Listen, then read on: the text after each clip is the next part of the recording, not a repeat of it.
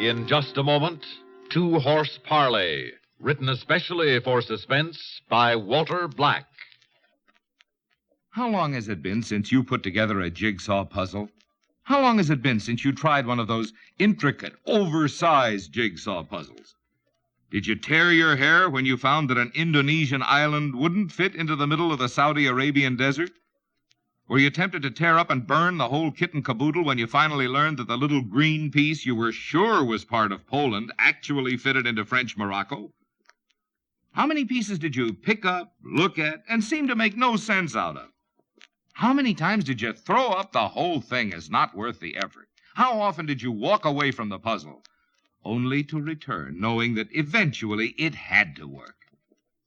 Remembering this frustration over a toy, how would you like to work out a puzzle that in size equals 197 million square miles and contains every curve, color, angle, and oddity you can imagine? That is what the United Nations is trying to do. Trying to put together and hold together civilization's largest puzzle. It is man's best hope for solving problems, for peace, and for justice.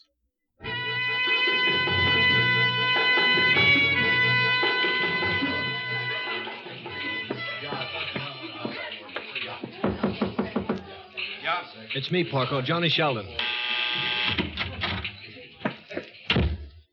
Hello, Johnny boy. Your stooge tells me my credit's no good. He tells it right, kid. All right, so I'm a little behind. You and me got different ideas about what's little.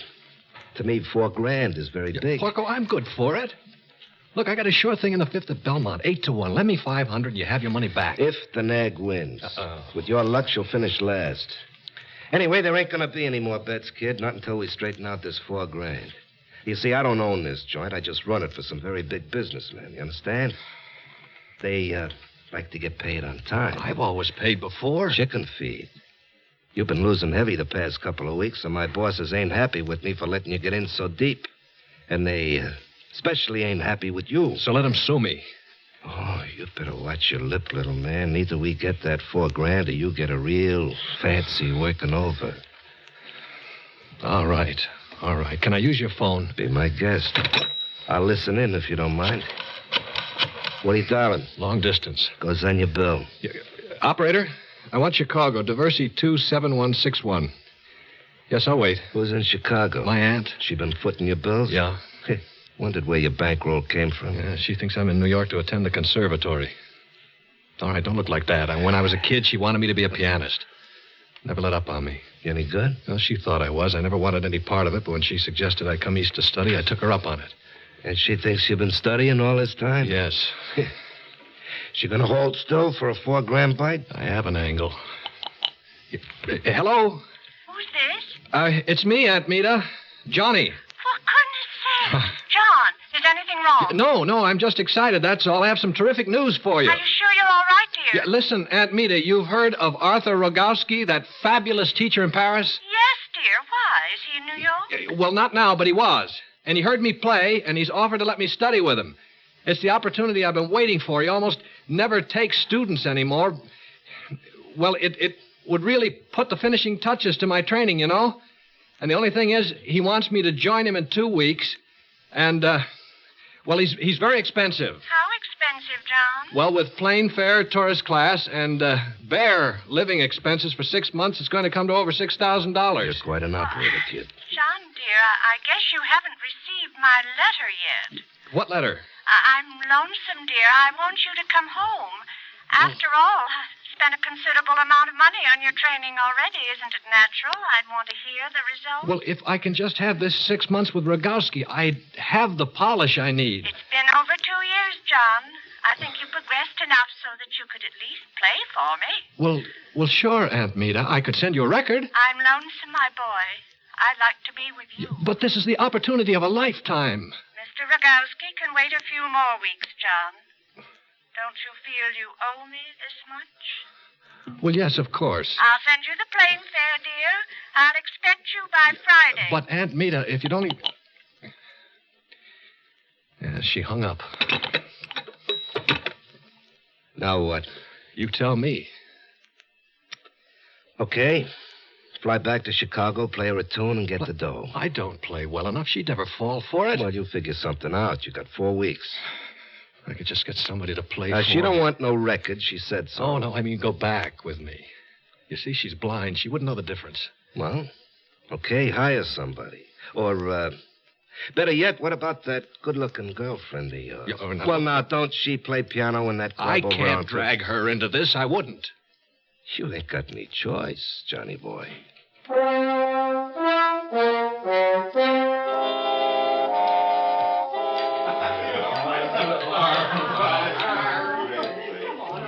So that's it, honey. Now you know everything there is to know about me. Makes a lovely picture, doesn't it? Oh, I knew you were betting, but $4,000, Johnny. How'd you ever get in so deep? Honey, you lose some, you figure you'll make it back in the next race. It just keeps building. And besides, what's the difference how? I'm in a spot, and Aunt Meta's the only one who can help get me out. I'm not good enough to make your aunt think I've been studying classical piano for 2 years. You were once, Eve. All it'll take is a little practice, and we have until Friday. Oh, she'd know, Johnny. Even if she is blind, she'd know. How? Honey, I take you back with me, introduce you as my fiancée. Then when she asks me to play, you sit down and start in. It'll be over quick, honey. Now listen, then I'll be able to pay Porco off. Yeah. Now, you'd like me to stop playing the horses, wouldn't you? All right, Johnny, I'll go with you. I'll play for your aunt.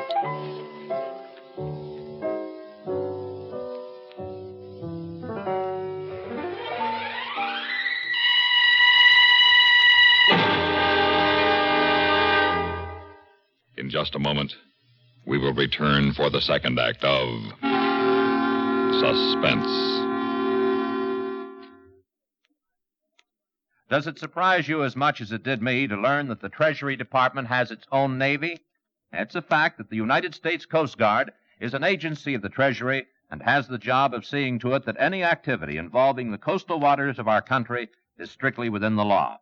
A list of the responsibilities of the Coast Guard gives you an idea of how busy they are.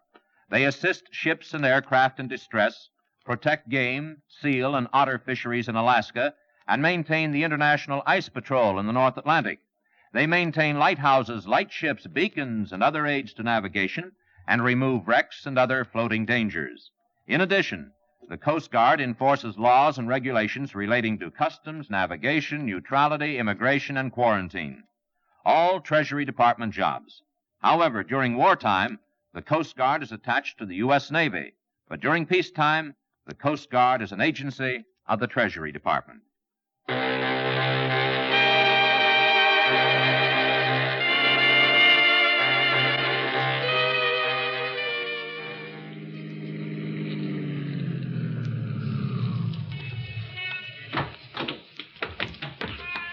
Oh, here you are, driver.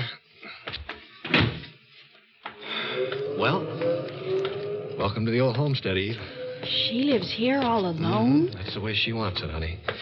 Come on.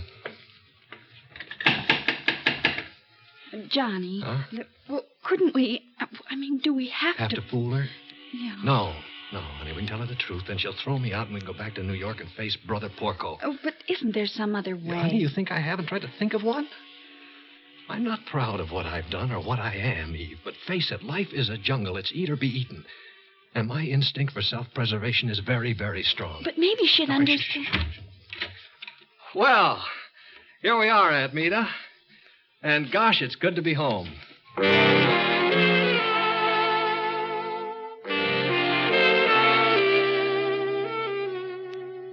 I'm so glad John brought you back home with him, Eve. I've worried about him for so long. It's nice to know he isn't alone. Well, Eve's my fiancée, Aunt Meta, not my nurse. Sometimes with men, it's the same thing, dear. Isn't that right, Eve?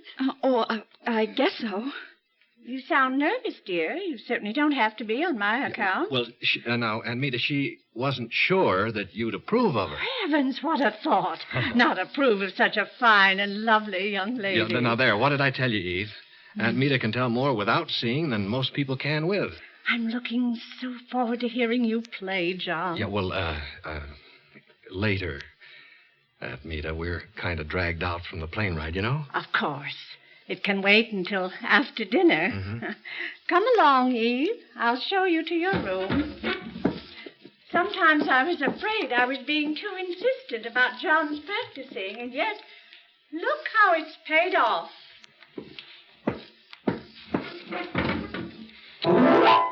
Yes, sir. Look how it's paid off. Sounds like one of those modern composers. Huh? Oh, Dr. Hanna. Well, say, I didn't know you were there. I let myself in. Oh? Privilege of long acquaintance. How are you, John? Fine, thank you. How are you, Doctor? How have you been? Keeping well? Oh, sure, why not? You look a little pale. Oh? Not enough sun, eh? Well, I guess I have been sticking pretty close to the piano. Of course. Say, excuse my asking, Doctor, but you're here to see Aunt Mita, aren't you? That, and I heard you were coming home today. I'd already planned to give her a checkup, so I guess you'd call it combining business with pleasure. I see. After all, I haven't seen you in some time. How is she? I mean, how's her heart? Well, John, so far, what's the saying? Sufficient unto the day is the evil thereof. Well, what's that supposed to mean? Why borrow trouble? Let's hope we can both keep your aunt well and happy.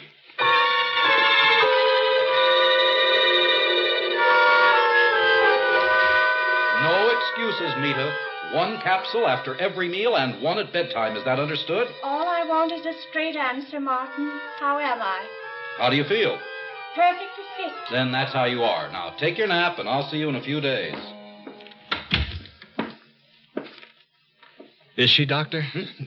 Perfectly fit? Well, she's not a young woman, John, of course, but with the proper attention, there's no reason why she can't live for a long time to come. Uh-huh, I see. As long as no one does anything to upset her. Mm-hmm. Now, incidentally, how long since your last checkup? Oh, I haven't any idea. Why? Probably not since the last one I gave you before you left for New York. Yes, I guess that's right. How about one now while I'm here? Well, what for?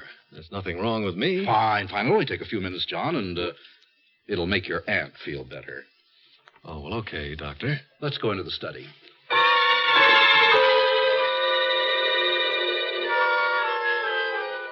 Well, Doctor, what's your prognosis?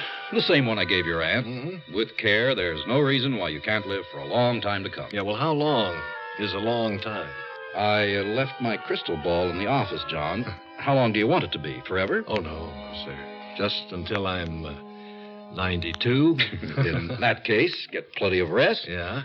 Cut down on your smoking and starchy foods, and go to bed every night at 9:30. Well, I'll be getting along. Take care of yourself, son. Yes, you too, Doctor. And remember, a little fresh air and some rest never hurt anyone. Mm-hmm. Don't spend all your time at the piano.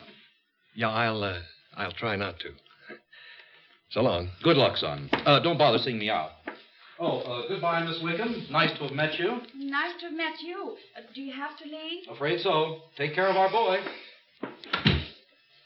Eve. What's the idea? Ask him if he had to leave. You sound as if you want him to stay. I did. I don't want to go through with this, Johnny.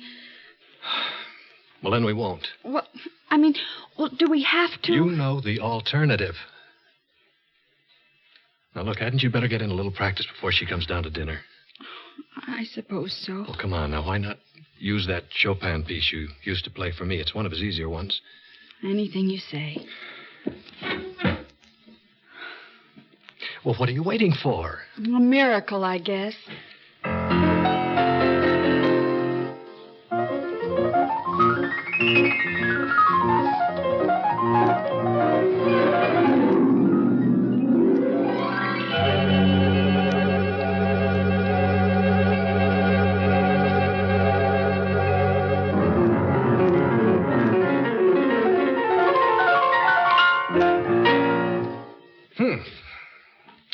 Well, Aunt Mita? I don't know what to say. Oh. You mean it was that bad? Oh, no, dear. It was beautiful. You Uh-huh. have a surprisingly light, delicate touch. Yeah, well, a combination of what Chopin demands and my years of practicing. Did you like it, Eve? Yes. You're ready, John. I'm ready. Well, what do you mean?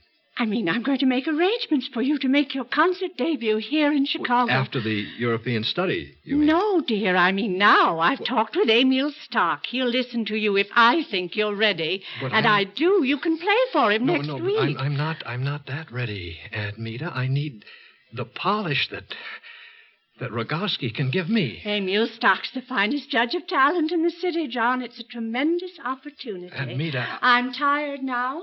I'm going to bed.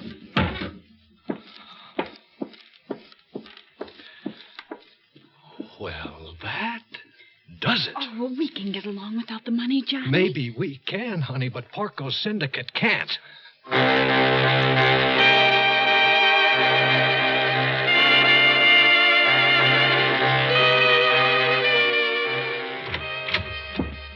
Well, John, this is an unexpected pleasure. Dr. Hanna, can you give me a few minutes? It'll have to be a very few minutes. My next patient's due now. What is it? Well, it's Aunt Meta.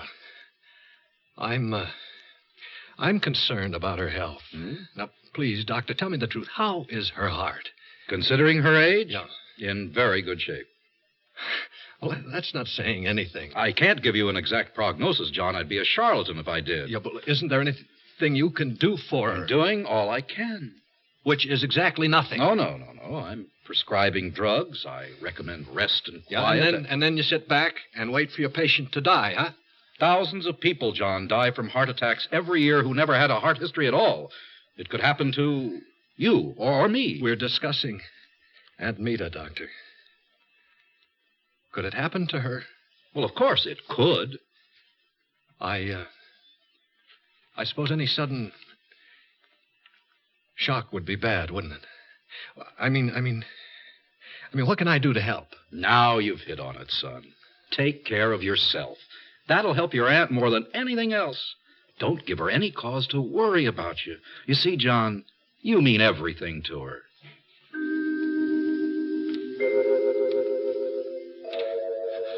Well, all it boils down to is she's got a bad heart, and she could die tomorrow or live another 10 years. Every time I think of that Porco waiting for his money, I get scared to death. Scared to death. That's what I want her to be. Not me. And people do get scared to death. What have I got to lose? All right, it's either you or her, Johnny boy, and it sure isn't going to be you. Scared to death. The knife on my keychain. Cold steel against the soft part of her throat.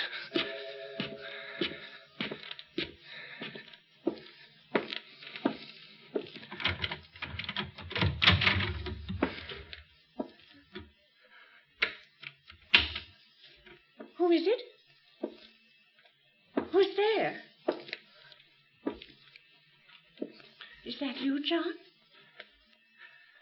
Why are you keeping quiet? I'm not asleep. Eve? Is it you, dear?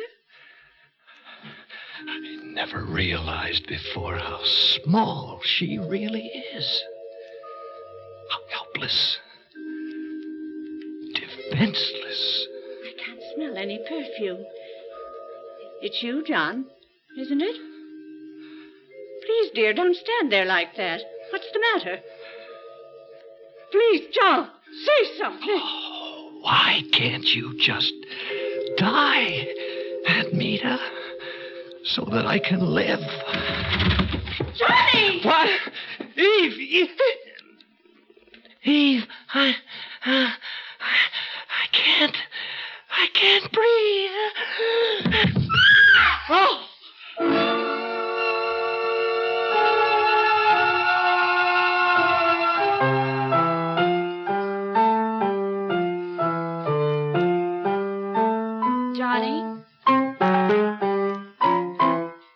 You've been at the piano almost 2 hours. Don't you think that's enough? Okay. What do we do instead? Go dancing? Bowling? Long walk along the lakefront? It's crazy, isn't it? 3 weeks in the hospital and another 2 weeks back here, and I still can't get used to it. All along, I figured it was her heart that was weak. And all along, she was protecting me. Well, Aunt Meta's really got her wish now. All I can do now is play the piano. One thing I never wanted is the only thing I got left. Oh, there you are, you two. How are you feeling, dear? Oh, I'm all right. Now, don't you forget you're supposed to lie down at 5 o'clock. No, I won't forget. Now, you mustn't be depressed, dear. Hundreds of thousands of people learn to live with their ailments. Mm-hmm. Your whole life's ahead of you. I'm afraid not, Aunt Meta. You know, it just might be over. Oh, you mean about the gambling debt? You- I've known about your gambling from the beginning, and Eve's told me about this man. If I pay Mr. Porco what you owe him, John, will you... Will I pay you back? Sure. Aunt Meta, $1 down and $1 a week. You didn't let me finish. Will you promise to practice and study your piano? Johnny? You're heaping coals of fire on my head, Aunt Meta. Oh, no, child. Quite the reverse. You see, ever since your attack, I blame myself. If I hadn't sounded so frightened, you wouldn't have been so startled when Eva came in the room. And after all, what did I have to be frightened about? What could I have possibly had to fear from you people?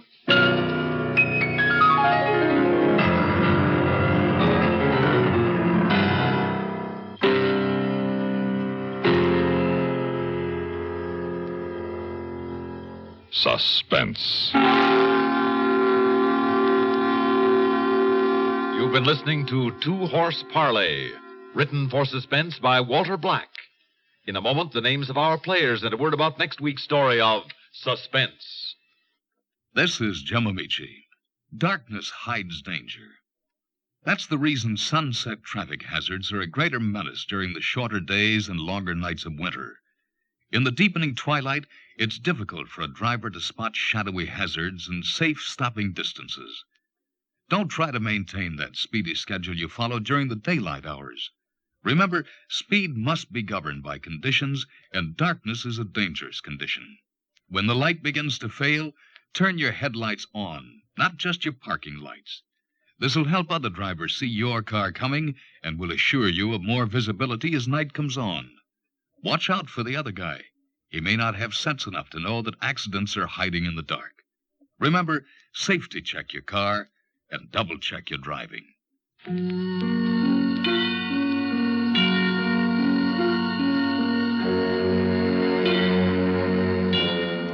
Heard in tonight's story were Jane Rose as Aunt Meta, Ellen McRae as Eve, Lyle Sudrow as Johnny, and Larry Haynes as Porco. Listen again next week when we return with Tonight at 5:55 by George Bamber. Another tale well calculated to keep you in suspense. Suspense has come to you through the worldwide facilities of the United States Armed Forces Radio and Television Service.